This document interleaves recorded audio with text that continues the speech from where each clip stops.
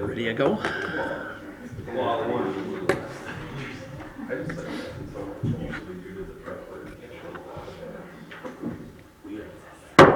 It's 7 o'clock, so I'll call this meeting to order. This is the Breezy Point City Council. It's Monday, March 22nd. First order of business is pledge allegiance to the flag. I pledge allegiance to the flag of the United States of America, to the republic for which it stands, one nation, under God, indivisible, with liberty and justice for all. Well, welcome everybody. The first thing I am going to do tonight is it's a high honor to me is to be able to present a Medal of Commendation to one of our officers, the Breezy Point paramedic officer, Jason Reiber. Jason? I got your name right this time. Yes, you did.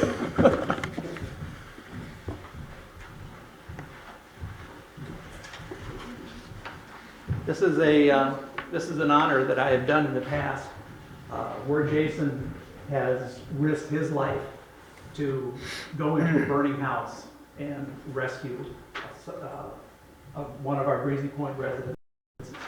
And on January 22nd, or January 12th, 2020, 6:53 p.m., paramedic officer Jason Reiber responded to the home of James and Diane Williams for a structure fire. Upon his arrival, Reiber learned that James was inside the residence. The attached garage and part of the home were fully engulfed in flames. Officer Reiber entered the smoke-filled residence, locating James and escorting him from the home. Officer Reiber and James were treated on the scene by North Memorial Ambulance service for smoke inhalation, but did not suffer any injury. And like I said, this is not the first time that Jason has done this. And this is one of the reasons that I have long said that we are so proud of our police officers here in Breezy Point for their ability to protect us and be first on the scene for any type of injuries, sickness, anything requiring paramedic attention. And we are so blessed to have these gentlemen with us. Jason? Thank you so much. We really appreciate it. Thank you. Want a photo op? Everybody got their picture? Like I said, this is something that I am so proud of, that we are able to have this type of service here at Breezy Point. We are so blessed. Thank you, sir. Thank you much. Diane? Woohoo! And thank you for bringing my purse. I don't know how I can identify myself. I am a very good.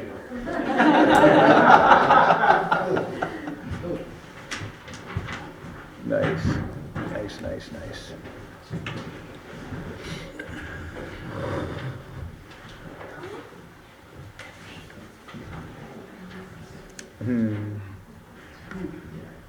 Well, our next order of business is the consent agenda. You have before you the council minutes from February 3rd, 2020. We have our approval of claims totaling $44,483.65, which is electronic checks 2488E through 2489E, and paper checks 135803 through 135856. And we also have Resolution 07-2020 authorizing electronic transfer of funds. This resolution was a result of our financial audit that noticed that we did have procedures in place, but we did not have our resolution authorizing the transfer of funds. So this is essentially a housekeeping issue. Is there anything that would you like to have off the consent agenda and discuss separately? Gary? No, sir. Rebecca? No. All those in favor of the consent agenda, please say aye. Aye. Aye. Consent agenda is approved, as well as Resolution 07-20.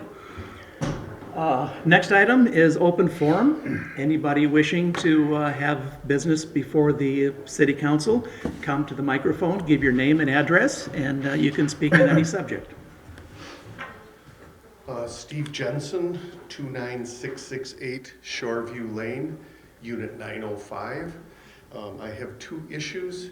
The first being the traffic issue on Shoreview Lane from Memorial Day through Labor Day, the excessive speeds. I have talked to Kevin Mersham on and off for 4 years, was able to work with Councilman Bakken to get the speed reduced to 25 mile an hour. That really does no good. And then last summer, around August timeframe, on Shoreview Lane, there was a box that I believe was on loan from the Pequot Lakes Police Department. It has a display. It doesn't flash the speed, but what the box does was registers the number of vehicles and the speed. After the box was taken down, I called Kevin. He said the data wasn't valid. I don't know why it wasn't valid if it wasn't set up properly. What I'm asking is that the city of Breezy Point get an on-loan box again, learn how to set it up, put it in place from Friday before Memorial Day to the, after Labor Day, and pull the data on a regular basis to make sure it's valid, and all data should be of public record. Then once we have empirical data, something can be done about it. Otherwise, it's me saying there's an issue, police department saying there isn't an issue. Second is the parking on Shoreview Lane. Units 29706, 29700, which is a resort duplex, and the timeshares are 29714 and 29720. For many years, we were paying $800 to $1,000 to repair damage to our siding for our garages. The police department's response was always, you don't have enough signage. We've put up pylons, we've put up signs. In fact, the sign in our small parking lot got clipped by a snowmobile trailer.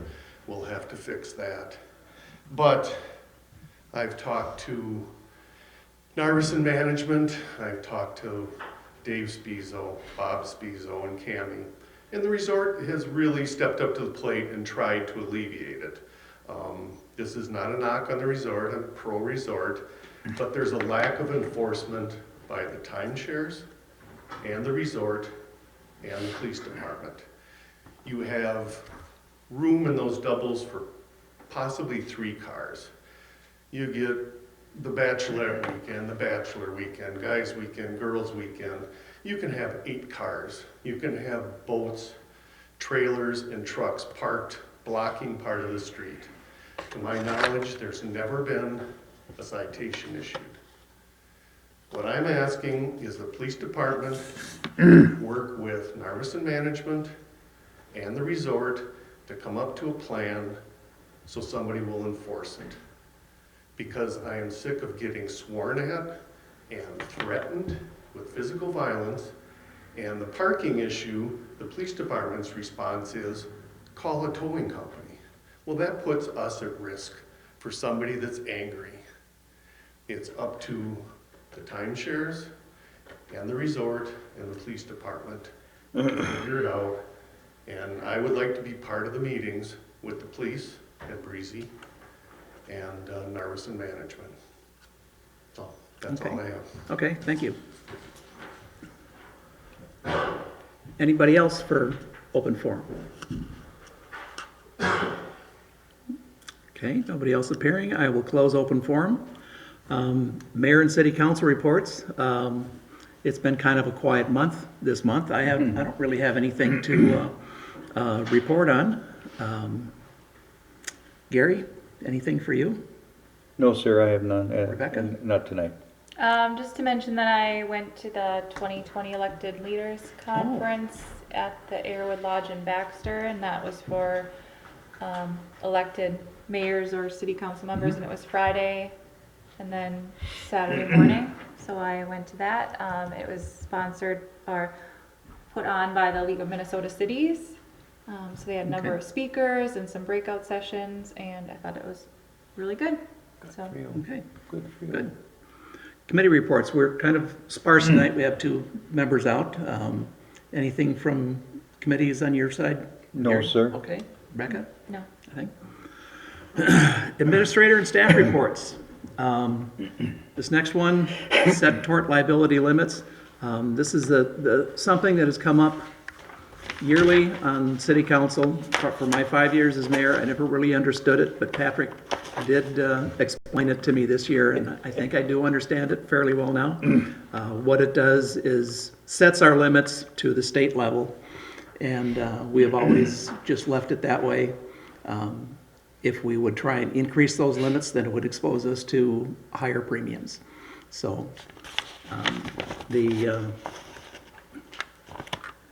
I'll entertain a motion to have the limits set to where they have been. So moved. A second. In other words, that we do not waive the statutory limits. Yes. Okay. Any further discussion, Gary? No, sir. Resident lawyer? Hey, President, attorney? No, I don't. No. All those in favor of not waiving the statutory limits for the tort limits, please say aye. Aye. Next item is to authorize seal coat bidding with the Crow Wing County process. Joe, would you want to give us a little update on that? Basically, it's the same process we've used in the past. These were roads that didn't fit the last couple of years. Some of them are actually, since we started the process, new paved roads. Most of them are actually, and that's why initially they weren't in the plan. But we budgeted $60,000 for 2020.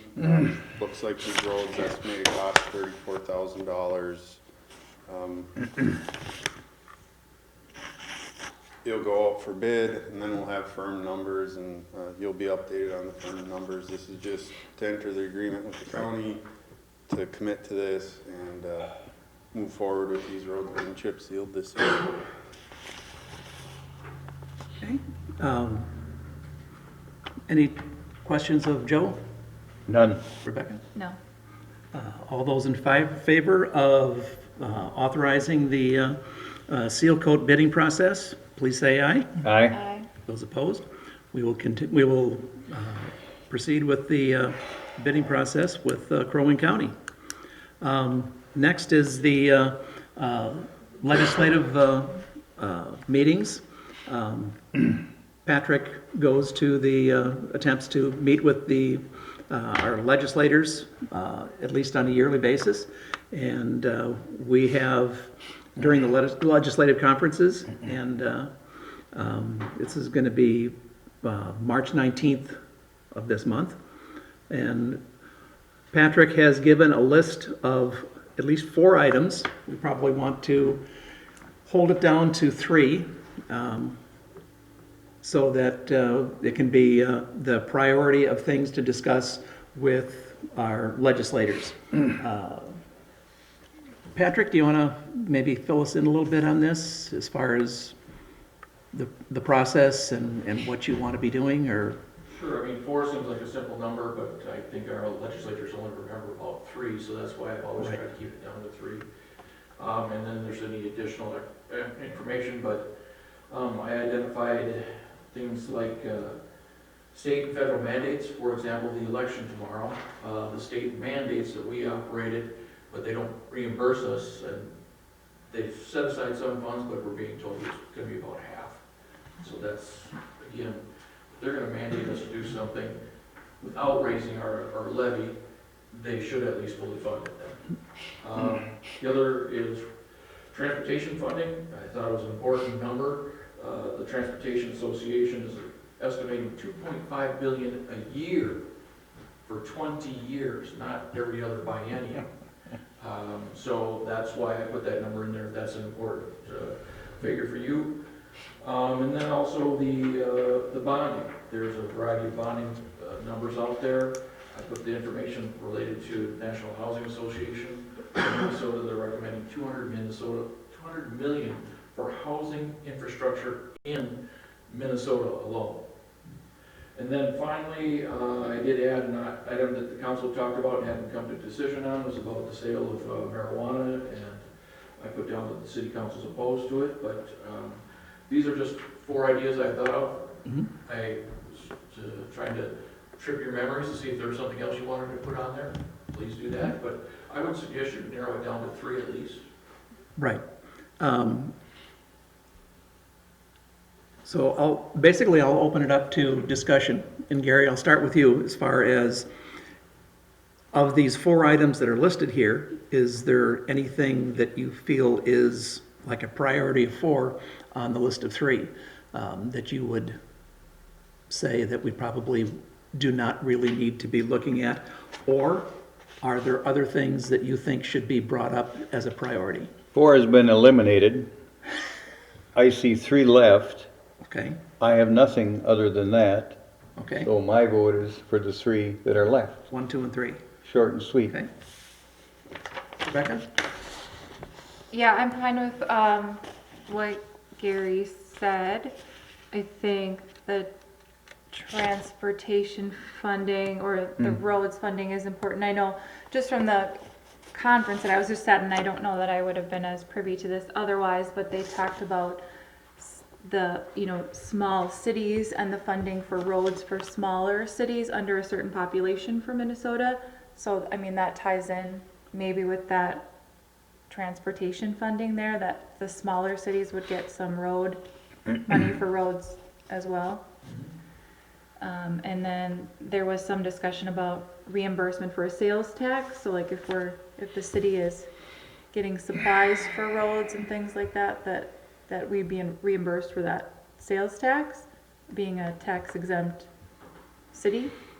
So I don't know if those are things that we'd want to add. Also, those were items that I know the League of Minnesota Cities said they were working on behalf of the cities in Minnesota. So just some things that I took from that conference. Yes, Gary? Additional comments. I would reverse the priorities listed there. Bonding on number 1, funding number 2, and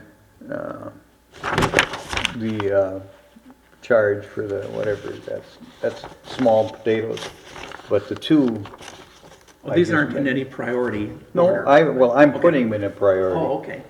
So if you want to have them in a priority, that's fine. That's the way I'd like to see them presented to the powers that be. I'll support your priority. Thank you, sir. I kind of agree that I think 1, 2, and 3 are the highest ones that we really need to be looking at. Yes. As far as, I think we had some just minor discussion on this previously, as far as the marijuana goes, it's going to be a statewide issue. We can oppose it, but if it is passed statewide, there's not a whole lot that we can do about it. And so I think if we were going to eliminate any one item on that, then that would be the one. And then, so I think that pretty well identifies your marching orders, and do whatever we can. I think the most important one is the mandated funding, because that's an issue. Amen. You You bet. they pass something and then they don't give us the money to do it. So, next item is golf cart permit sales at Aviation Day, May 2nd, 2020. This is an item that came up. We thought it would be a good idea to have a booth at the Aviation Day to sell golf cart permits. We do need to make sure that the information is out, especially to the people in the campgrounds, where a lot of golf carts basically are located, so that they can come to Aviation Days and they would have their information, and we can issue the golf cart permits on the spot, because it's a very easy thing to do. Fill out a piece of paper, have your information, pay your $10, and you get your sticker. So, Great idea. really good idea, because we get a lot of people there. Plus, it's a fact, it's an opportunity to identify that golf carts in the city of Breezy Point is an alternative transportation, and we actually do support it. We think it's a really good idea. So, last item on the... Mr. Mayor, Yes. I'd like to back up just a Okay. couple comments. Can we get that on the website? Yes. Uh, Definitely gonna be up. posters And posters, and I think it's just a super idea that the mayor's had.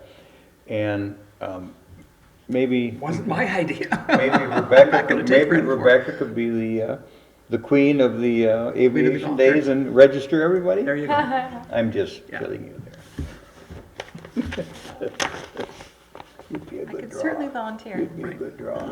I'm sure there will be a lot of city Yep, council people. that great would love idea. to Post that as a potential meeting, so, And on the sign. yep.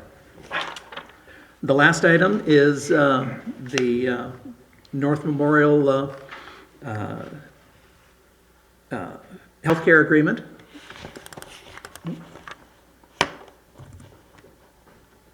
Got to catch up here. We've been renewing this agreement basically on an annual basis, and our current agreement has expired, and the North Memorial Ambulance Service attorneys have signed off on it, and because the issues that we've had with having two-year agreements, that they've changed it to an auto renewal so that we will no longer have to go through this process. Otherwise, there's no other changes to the contract other than changing it to an auto renewal. So entertain a motion to approve the agreement between the city and North Memorial for the continuation of the police paramedic program. So move. Or second? Second. Any further discussion? Gary? Just before you adjourn, I've just a comment. Before I adjourn, you have a comment. Yes. Rather than you adjourning, and then I say, Mr. Mayor, rather than stop you in your chair. Why don't you make your comment now? Good, that's what I was thinking. Okay. I listened intently to the gentleman's discussion on Shoreview Lane. Oh, okay, And- this is not related to, No. I'm assuming that you 4 folks are gonna get together on this. If you want, well, I'll handle this separately, okay. I was just gonna volunteer as a No, council member. I thought you had a comment on the... No. the No. topic that's on the Nope, table. not at all. Okay, Rebecca, anything? Did it expire did it expire on February 24th? Yes, it's been expired technically. Okay, I just noted the effective date, so we're signing a retroactive. Okay. Okay. Of course. Been moved and seconded. All those in favor say aye. Aye. That's, and so the agreement is approved. And that is it for the items on our agenda. I want to remind everybody that tomorrow is the presidential primary, and voting will be here in City Hall. And the next meeting will be April 6th. Meeting is adjourned. Here we